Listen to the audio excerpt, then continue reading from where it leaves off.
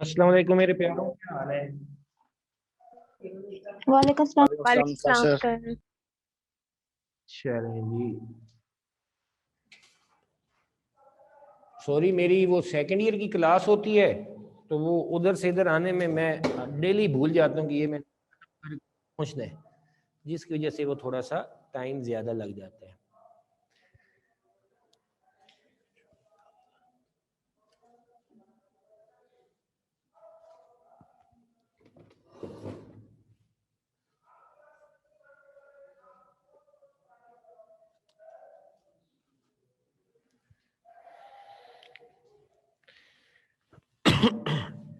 जी मेरे प्यारों, शुरू करते हैं। हमने बड़ा ही अहम टॉपिक स्टार्ट किया था। हमने स्टार्ट किया था simple pendulum.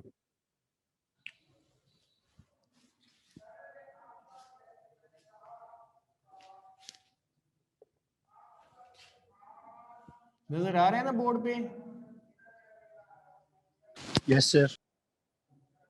Simple pendulum. Simple pendulum की बात में वो सारी जितना पढ़ा था हम उसको रिवाइज करते हैं। तो इसमें क्या था, गौर से देखें। इधर एक फ्रिक्शनलेस सरफेस के साथ हमने एक इनएक्सटेंसिबल स्ट्रिंग सस्पेंड की, बांधी, जिसके दूसरे एंड पर एक मेटालिक बॉब है। ये यहां पर इसकी मीन पोजीशन है। मैं इसको मीन पोजीशन से डिस्प्लेस करके पॉइंट ए तक लाता हूं। दिस इज पॉइंट ए, जो इसकी एक्सट्रीम पोजीशन है। कितना डिस्प्लेस किया है? ओ से लेकर ए तक थ्रू डिस्प्लेसमेंट एक्स। यहां पर इस पर दो फोर्सेस अप्लाई हो रही हैं। कौन कौन सी फोर्सेस अप्लाई हो रही हैं? एक इसका वेट है और दूसरा इसके वेट के एक्शन के नतीजे में स्ट्रिंग स्ट्रेच हो रही है। इसमें along the string upward direction में क्या है? टेंशन है। लेकिन जब हम बॉडी को, बॉब को पॉइंट ए से रिलीज करते हैं, क्या ये वेट की डायरेक्शन में आता है? No sir. क्या ऐसे सीधा नीचे आता है? नहीं आता। क्यों तैमूर फारूक? क्या ये टेंशन की डायरेक्शन में जाता है बॉब?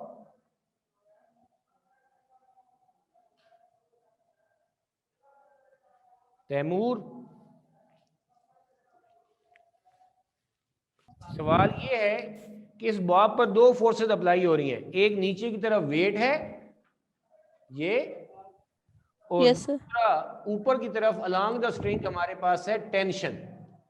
सही? Yes sir.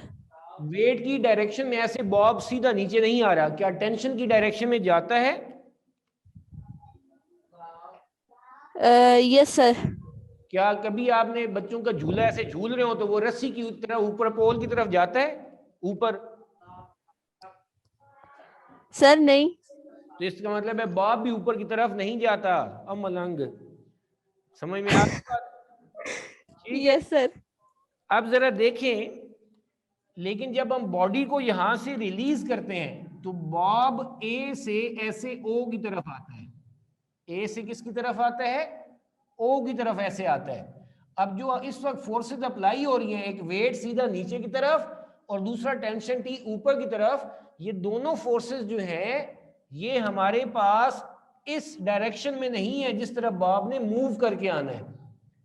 तो हमें वो फोर्स तलाश करनी है जो बॉब को ए से ओ की तरफ लाती है। उसके लिए हम एक काम करते हैं। मैं ये जो टेंशन वाली लाइन है इसको सीधा आगे की तरफ एक्सटेंड करता हूं, और इधर से वेट वाली जो लाइन है, वेट का हेड है, इससे इस लाइन के ऊपर ऐसे परपेंडिकुलर ड्रा करता हूं। ये याद रखना, मैंने उस दिन बताया था कि इसको सीधा नहीं खींचना। इस लाइन को, जो टेंशन वाली लाइन आगे आ रही है, स्ट्रिंग वाली लाइन, और वेट से जो मैंने लाइन ड्रा करनी है, they must be perpendicular to each other, क्योंकि हमने इसके एक्स और वाई कंपोनेंट्स बनाने हैं। एक्स और वाई कंपोनेंट्स कहलाते हैं रेक्टेंगुलर कंपोनेंट्स या perpendicular components. They must be perpendicular. ठीक है। अब यहां पर एंगल है थीटा, तो मैंने उस दिन भी बताया था यहां पर भी एंगल कितना होगा, थीटा ही होगा। ठीक है, अब मैं उसे वजाहत नहीं कर रहा। तो अब जरा देखें एंगल के ऑपोजिट, इस एंगल के ऑपोजिट ये वेट का बनेगा y कंपोनेंट, एंगल और 90 डिग्री जिस एक साइड पर होते हैं वो बनता है वेट का x कंपोनेंट। एक वेट का है y कंपोनेंट और दूसरा है हमारे पास वेट का x कंपोनेंट। तो जरा देखो मेरा सोना, अब मैं यहां पर ऐसे बनाता हूं, ये wx, इसका हेड यहां पर बनाया, और wy इसका हेड मैंने यहां पर बनाया। तो पहले वेक्टर के हेड के साथ दूसरे वेक्टर की टेल मिल रही है, तो फिर फर्स्ट वेक्टर wx के टेल से सेकंड वेक्टर wy के हेड तक ये w हमारे पास क्या आ रहा है, रिजल्टेंट आ रहा है। तो जरा देखो हमने ये कहा कि ना बॉब ऊपर t की डायरेक्शन में जाता है, ना ही फोर्स wx की डायरेक्शन में आ रहा है। तो ये दोनों फोर्सेस जो अलोंग दिस लाइन है इनकी डायरेक्शन में किसी किस्म की मोशन नहीं है। इसका मतलब ये हुआ कि ये t और wx they are equal in magnitude, they are opposite in direction, दोनों एक दूसरे को क्या कर देते हैं, कैंसिल कर देते हैं। तो ये जो दोनों फोर्सेस हैं t और wx, वेट का x कंपोनेंट और वेट का x कंपोनेंट और tension t along the string, इनकी डायरेक्शन में क्योंकि किसी किस्म की मोशन नहीं है, ना अपवर्ड जा रहा है ना wx है कि डायरेक्शन में बॉब ऐसे टूट के आ रहा है, तो इसका मतलब है इनकी डायरेक्शन में कोई मोशन नहीं है। दे इसके हम ये क्या कहते हैं कि वो एक दूसरे को कैंसिल कर रहे हैं। क्यों कैंसिल कर रहे हैं, they must be equal in magnitude, और नजर आ रहा है कि they are opposite in direction. अब t wx के साथ कैंसिल हो गया एक तरह से। अब wy बाकी फोर्स है, w के तो दो बच्चे बना लिए थे ना, तो उनमें से एक इधर इस्तेमाल हो गया, कैंसिल हो गया। अब बाकी एक रह गया wy। अब यहां पर वो हेड टू टेल रूल की वजह से यहां पे बना हुआ है। एक्चुअली जैसे वेट बॉडी पर एक्ट कर रहा है, wx बॉडी पर एक्ट कर रहा है, तो wy भी कहां पर एक्ट करेगा, बॉडी पर ही एक्ट कर रहा होगा। ठीक हो गया। तो इसे मैं उठाकर जब इधर रखूं तो ये जो मैंने रेड लाइन लगाई है यहां पर,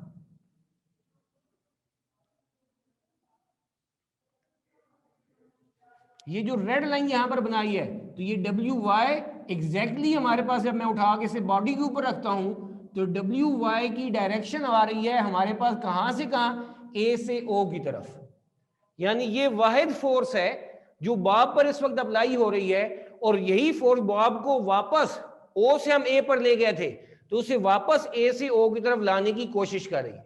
तो इस फोर्स को हम क्या कहेंगे, ये कहेंगे सिंपल पेंडुलम के ऊपर, इस बॉब के ऊपर जो नेट फोर्स अप्लाई हो रही है, दैट इज wy। और वो क्योंकि बॉब की पोजीशन को वापस इक्विलिब्रियम की तरफ लाना चाहती है, मीन पोजीशन की तरफ लाना चाहती है, इस वजह से इसको हम क्या कहते हैं, रीस्टोरिंग फोर्स कहते हैं। क्या कहते हैं, रीस्टोरिंग फोर्स। ठीक है, तो यहां पर जो रीस्टोरिंग फोर्स है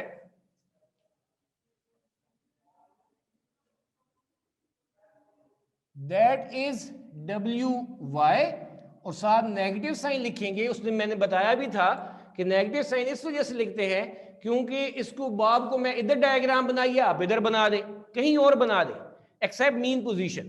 हमारे पास हर तरफ जो रीस्टोरिंग फोर्स होगी उसकी डायरेक्शन किस तरफ आती है, टुवर्ड्स मीन पोजीशन। चाहे ये ए से ओ की तरफ आ रहा हो, ओ से इधर बी की तरफ चला जाए, बी से ओ आ रहा हो या ओ से ए की तरफ जा रहा हो, इसकी डायरेक्शन जो wy है, जो रीस्टोरिंग फोर्स है, इसकी डायरेक्शन ए की तरफ बनेगी, और वो किस तरफ बनेगी, टुवर्ड्स द मीन पोजीशन। तो इसको सिग्निफाई करने के लिए हमने यहां पर साथ क्या लिख दिया है, नेगेटिव साइन लिख दिया है, this is minus wy। Is it clear, किसी को कोई इशू यहां तक? ये अभी मैंने पुराना लेक्चर अभी तक रिवाइज किया है। तैमूर फारूक, आपको मेरी आवाज आ रही है? अब सर आ रही आवाज आप? जरा ऊंचा बोलना, बताना ये आपको समझ आया यहां तक? Yes sir. चले जी, अब जरा देखो जो रीस्टोरिंग फोर्स है उसको मैं लिखता हूं F wy, y कंपोनेंट, उसका क्या फार्मूला बनेगा, W sine of theta, Fy F sine theta, Wy W sine of theta. F को मैं लिख देता हूं m a from Newton second law, F is equal to m a. ये W weight है, वेट का क्या रिलेशन है, W is equal to m g sine of theta. यहां पर हमारे पास m से m क्या हो जाता है, कैंसल, तो एक्सेलरेशन का हमारे पास रिजल्ट आ जाता है a is equal to minus g sine theta. और यहां तक हमने उस दिन पढ़ा था, और इसे मैं इक्वेशन नंबर 1 कह देता हूं। बड़ी ही अहम बात पर हम पहुंचे, और वो अहम बात क्या है,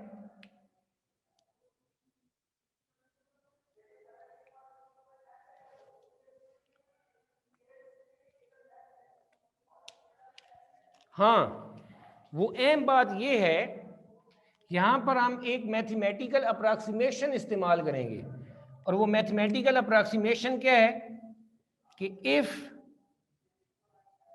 amplitude is kept very small, then sin theta is approximately equal to theta.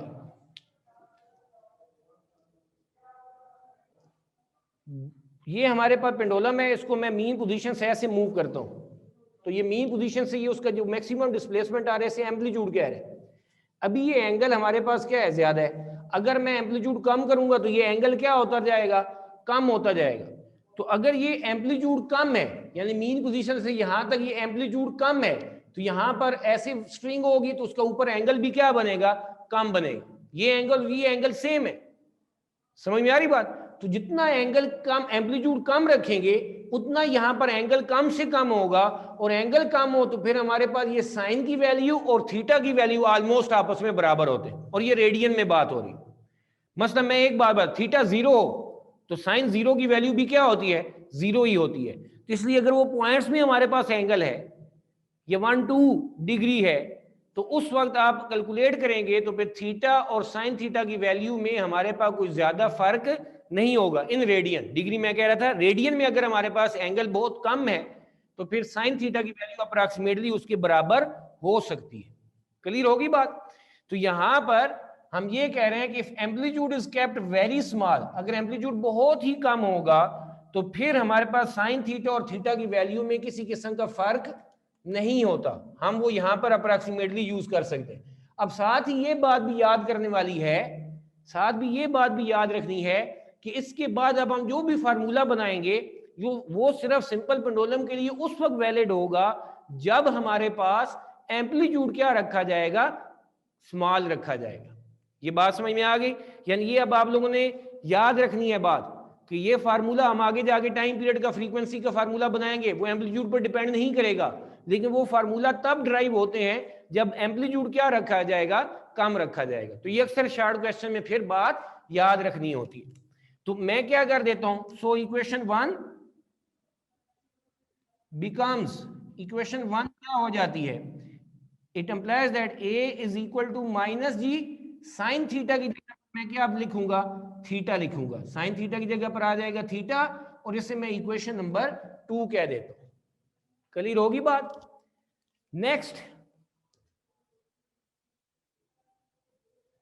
Next हमारे पास ये है, वी नो दैट, आपने 5th चैप्टर पढ़ा है। 5th चैप्टर में आपने ये पढ़ा है कि जब कोई बॉडी सर्कल में मूव कर रहा होता है, मसलन ये एक बॉडी है, वो सर्कल में मूव कर रही है या कर्व पाथ में मूव कर रहा है, वो यहां से यहां पर गया, उसने ये कुछ एंगल फॉर्म किया, ये उसकी आर्क लेंथ है एस, तो इस सर्कल के रेडियस, आर्क लेंथ और थीटा, इनके दरमियान क्या रिलेशन है, s is equal to r theta. R क्या बनता है, ये हमारे पास सर्कल का रेडियस है। सर्कल का रेडियस कहां से बनता है, ये सेंटर से लेकर उसके कर्व पाथ तक। तो यहां पर ये जो पेंडुलम है, ये जहां पर हमने बांधा है, ये उसका सेंटर समझ लें। अगर ये सर्कल में घूमे तो आप ऐसे ही इमेजिन करेंगे ना, ये ऐसे घूम रहे हैं, तो ये अब इस सेंटर से लेकर या ऊपर टॉप से लेकर इस बॉब के सेंटर तक, इस बॉब के सेंटर ऑफ मास तक, ये जो लेंथ है, लेंथ ऑफ द पेंडुलम कहलाती है, और ये इस आर के बराबर होगा इन दिस रिलेशन। तो ये आर की जगह पर आ जाएगा एल। एस क्या है, ये कर्व्ड पाथ की लेंथ है, आर्क लेंथ है, तो तो यहां पर O से लेकर A तक जो कर्व्ड पाथ की लेंथ है वो कितनी है, x है। तो ये हमारे पास आ जाएगा x, r है l, ये थीटा, तो यहां से थीटा किसके बराबर आ जाएगा, l मल्टीप्लाई हो रहा है, इधर आकर x से डिवाइड हो जाएगा, theta is equal to x over l। ये जो वैल्यू है इसे मैं इक्वेशन नंबर 2 में पुट कर देता हूं। Put this value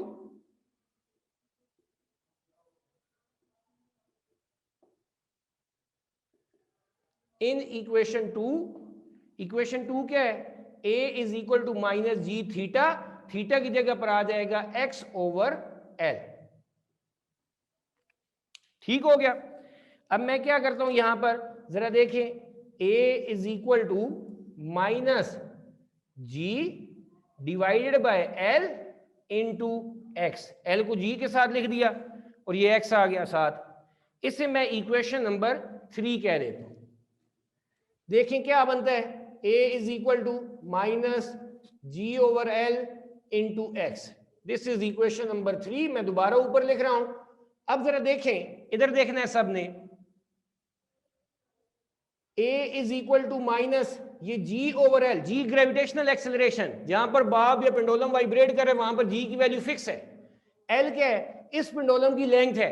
different pendulum की डिफरेंट लेंथ हो सकती है, लेकिन जो एक वाइब्रेट कर रहा है उसकी लेंथ क्या रहनी है, फिक्स रहनी है। इसलिए g भी कांस्टेंट है और एक पेंडुलम के लिए उसकी लेंथ भी कांस्टेंट है। तो g ओवर l क्या हो जाएगा, कांस्टेंट इनटू x। अब मैं कांस्टेंट को हटाता हूं, इक्वल साइन किस में चेंज हो जाएगा, प्रोपोर्शनैलिटी में चेंज हो जाएगा। तो यहां पर a प्रोपोर्शनल माइनस x आ जाएगा। और ये किसका रिलेशन है, this is relation for simple harmonic motion. ये हमारे पास सिंपल हार्मोनिक मोशन का रिलेशन है, ये हमारे पास सिंपल हार्मोनिक मोशन का रिलेशन है। तो अब मैं क्या कर देता हूं, जरा देखो इधर, this is relation for simple harmonic motion. So हम क्या कहेंगे, सिंपल पेंडुलम कौन सी मोशन परफॉर्म करता है, performs simple harmonic motion. Clear होगी ये बात। अब मैं दो बातें और बता दूं, फिर उसके बाद क्लास एंड करते हैं। बड़े गौर से सिर्फ इधर मुतवज्जे रहें। आप लोगों ने ये पढ़ा हुआ है फॉर सिंपल हार्मोनिक मोशन, सारे इधर देखें। सिंपल हार्मोनिक मोशन के लिए एक्सेलरेशन का फार्मूला है a is equal to minus omega square x.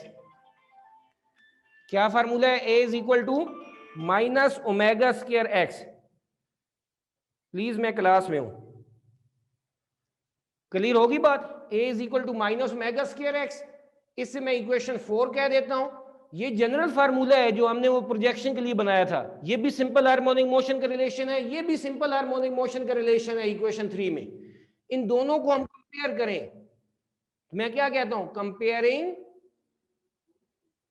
Equation 3 and 4, 3 और 4 को कंपेयर करें। लेफ्ट हैंड साइड बराबर है तो इनकी राइट हैंड साइड भी बराबर होगी। तो वो क्या आ जाएगा, इसकी राइट हैंड साइड क्या है, माइनस ओमेगा स्क्वायर एक्स, इसकी राइट हैंड साइड क्या है, minus g over l into x.